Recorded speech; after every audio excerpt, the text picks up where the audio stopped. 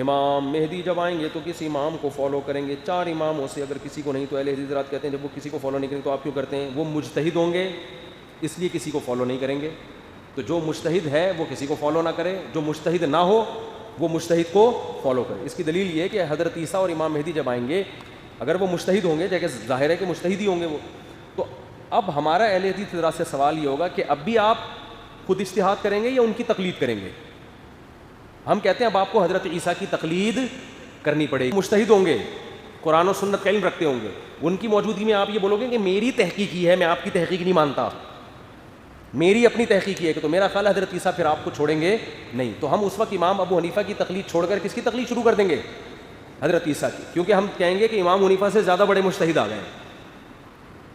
اور حضرت عیسیٰ کسی کی تقلید نہیں کریں گے کیونکہ وہ خود کیا ہوں گے؟ مجتہد, جیسے کہ امام حنیفہ کسی کی تقلید نہیں کرتے تھے. لیکن امام حنیفہ اس وقت تقلید نہیں کرتے تھے جب وہ مجتہد بن گئے تھے, جب تک مجتہد نہیں تھے وہ بھی تقلید ہی کیا کرتے تھے. اسلام میں آپ کو 2 ہی طبقے ہمیشہ سے ملیں گے, یا تو مقلد یا مجتہد. یا تو خود آتا ہے لہذا ضرورت نہیں ہے, خود نہیں آتا تو اب کسی مجتہد کو فالو کرنا ہے. لوگ کہتے ہیں جب نبی موجود ہیں تو کسی مجتہد کو فالو کرنے کی کیا ضرورت ہے؟ نبی تو موجود ہیں لیکن بنفس نفیس تھوڑی موجود ہیں. نبی کی احادیث ہیں, نبی کا قرآن ہے, اس کو سمجھنا پڑتا ہے. تو سمجھنے والے لوگ الگ ہوتے ہیں اور جنہوں نے پراپر علم حاصل نہیں کیا ہوتا وہ الگ ہوتے ہیں. جن کے پاس پراپر علم نہیں ہوتا وہ ان کو فالو کرتے ہیں جن کے پاس پراپر علم ہوتا ہے. ڈائریکٹ نبی کو فالو کرنا ممکن ہی نہیں ہے. تو یہ صرف الفاظ ہیں, الفاظوں کا ہیر پھیر ہے. اور میں جانتا ہوں اہل حدیث بھی لازمی تقلید ہی کر رہے ہوتے ہیں اپنے علماء کی, لیکن اس کو نام تحقیق کا دے رہے ہوتے ہیں. وہ تو سب ہی کر رہے ہوتے ہیں, وہ اپنے عالم پر اعتماد کر رہے ہوتے ہیں. ہر حدیث کی کون تحقیق کر رہا ہوتا ہے بیٹھ کے؟ انہوں نے بتا دیا یہ حدیث ہے, اگلے نے مان لیا. اس کے مخالف حدیث ہے یا نہیں ہے یہ لوگوں کو پتہ نہیں ہوتا. یہ منسوخ ہے, ناسخ ہے. یہ اگر آپ تحقیق کرنے پر آ گئے نا تو ایک رفع الیدین کے مسئلے کی تحقیق میں آپ کو کئی مہینے چاہیے. یہ جو لوگ کہتے ہیں نا ہم نے تحقیق کر لی ہے, ان کو میرے پاس لے کر آئیں کبھی, پھر میں بتاؤں گا کی ہے کہ نہیں کی ہے. درجنوں حدیثیں ان کی نظروں سے اوجھل ہوتی ہیں, حدیثوں کے ترجمہ تک نہیں پتہ ہوتا ان کو. تو ہر آدمی تقلید کر رہا ہے. کچھ مان لیتے ہیں کہ ہم کر رہے ہیں, کچھ مانتے نہیں ہیں کہ ہم تقلید کر رہے ہیں. بس وہ اپنے آپ کو محقق کہہ رہے ہوتے ہیں کہ ہم تو کسی کی تقلید نہیں کر وہ بھی رہے ہوتے ہیں. فرق یہ ہے کہ مجتہد کی کر لو یا 15ویں صدی کی کسی مولانا کی کر لو. ہم کہتے ہیں جو گزر گئے, جن کو آدھی سے زیادہ امت نے فالو کیا, ان کی کرنے میں زیادہ عافیت ہے. یہ ہمارا اہل حدیث سے اختلاف ہے. معذرت کے ساتھ ہم اس سے کہتے ہیں ایکسکیوز می سر.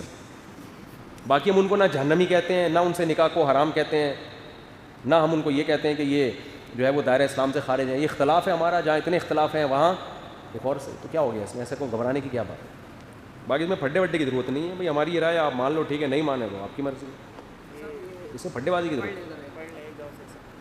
او بھائی یہ پھر وہی مسئلہ آتا ہے نا, پھر تم لوگ بولتے ہو, پھر میں کلپ بناتا ہوں, پھر وہ میرے خلاف کلپ بناتا ہے, پھر یہاں سے کلپ, وہی کلپ بازیاں شروع ہو جاتی ہیں. تو میں تو چاہتا ہوں یہ ٹاپک ختم کرو. تو کہہ رہے انجینئر علی مرزا نے آپ پر پھر تنقید کر دی ہے کہ محرم میں امام علی کی تعریف بیان نہیں کرتے تو شادی کی ترغیب کیوں دیتے ہو, یہ کیسا اسلام ہے؟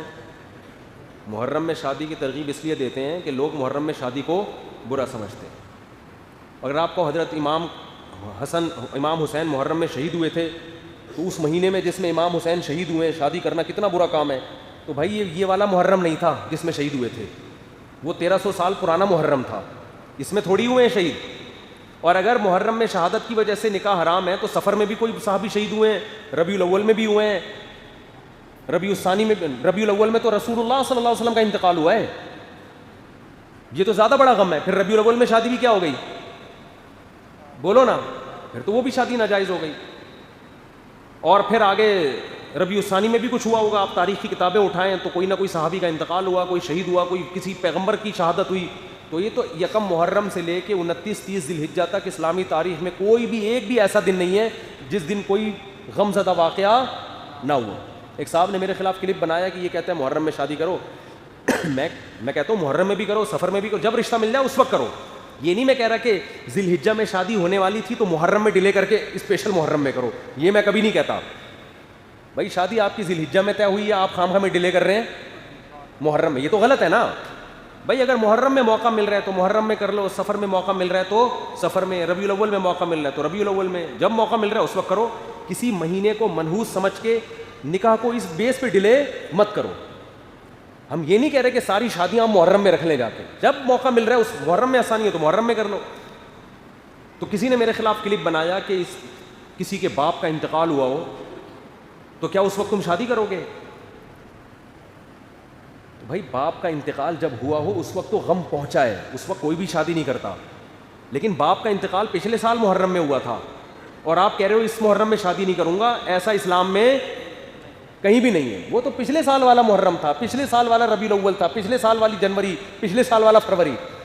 اگلے سال تو بالکل وہ 3 دن تک تعزیت ہوتی ہے نا, سوگ ہوتا ہے, اس کے بعد تو آپ آزاد ہیں. تو حضرت امام حسین کی شہادت جس محرم میں ہوئی تھی وہ یہ والا نہیں تھا, وہ 1200-1300 سال پرانا محرم تھا. اس میں جب یہ زخم پہنچا تھا امت کو, حضرت حسین کی شہادت ہوئی, اس وقت غم میں اگر کوئی نہ کرے تو بالکل ٹھیک تھا کہ بھائی نبی کے نواسے کی شہادت ہوئی ہے, ہم سے تو روٹی نہیں کھائی جا رہی, ہم شادی کیسے کریں. اس بیس پہ اگر کوئی اس وقت نکاح کو ڈیلے کرتا یہ بہت اچھا کام تھا, واقعی غم میں یہ کام نہیں ہوتے. اگلے سال والا محرم وہ والا محرم بولو نا بھائی نہیں ہے. وہ تو اب یہ تھوڑی کہ ہر محرم میں ایسا نہیں ہوگا. تو ایسے تو اسلامی تاریخ میں ہر تاریخ ہر مہینے میں کوئی نہ کوئی غم انسان کو پہنچا ہوتا ہے. تو کسی کے باپ کا انتقال پچھلے سال ہوا تو اس سال تو وہ لازمی شادی کرتا ہے, کہتا ہے یار وہ پچھلی فروری میں ہوا تھا, اس فروری میں تھوڑی ہوا ہے. تو یہ اسلام کی بات میں آپ سے کر رہا ہوں کہ آپ کو سمجھ میں نہ آئے تو آپ نہ فالو کریں, لیکن طنز کرنا اور تانے دینے کی بالکل ضرورت نہیں ہے. باقی رہا یہ مسئلہ کہ محرم میں حضرت علی کی تعریف بیان نہیں کرتے, یہ غلط ہے. میں نے محرم میں حضرت حسن کی بھی تعریف پر میرا کلپ درسقرآن.com میں اور اس کے نیچے لوگوں کے تبصرے ہیں کہ اتنا شاندار حضرت حسن اور حضرت حسین پر ہم نے اتنا بہترین ویڈیو بیان آج تک ہم نے نہیں سنا. لوگوں کے کمنٹس ہیں اس پہ, درسقرآن.com سے ریکارڈ کروائے. حضرت علی کی فضائل پر میں نے بیان کیا جی ٹی وی میں, انہوں نے بھی مجھے یہ کہا کہ ہم نے اتنا شاندار اوتھینٹک مستند احادیث سے اتنی زبردست فضیلت فرسٹ ٹائم سنی ہے. تو یہ آپ کو علم نہیں ہے, آپ چند بیانات سن کے فیصلہ نہ کیا کریں. رہا یہ مسئلہ کہ محرم میں آپ پھر بھی اگر یہ تانا دو کہ یہ لوگ محرم میں حضرت علی اور حضرت حسین کے فضائل بیان نہیں کرتے, وہ تو یہ غلط ہے. تو آپ ذرا ان سے بھی تو پوچھ لو نا جن کی آپ حمایت میں یہ بات کر رہے ہو کہ کیا آپ حضرت ابو بکر کے مہینے میں ابو بکر کے فضائل بیان کرتے ہو؟ ہے بھائی, جس مہینے میں ابو بکر کا انتقال ہوا تو کبھی آپ نے بھی حضرت ابو بکر کے فضائل اس مہینے میں بیان کیے؟ جس مہینے میں حضرت عمر کی شہادت ہوئی آپ نے کبھی اس مہینے میں حضرت عمر کے فضائل بیان کیے؟ ان کو تو ایک لفظ بھی نہیں کہہ رہے ہیں, اور سارا نزلہ کس پہ؟ ہم پہ. اس کا مطلب یہ حق کی بیان نہیں ہے, یہ اصل میں ہمدردیاں کسی اور کے ساتھ ہیں. یہ ٹیکنیکل, یہ مینوفیکچرنگ فالٹ ہے, مینوفیکچرنگ فالٹ ہے. اللہ تعالیٰ عمل کی توفیق عطا فرمائے.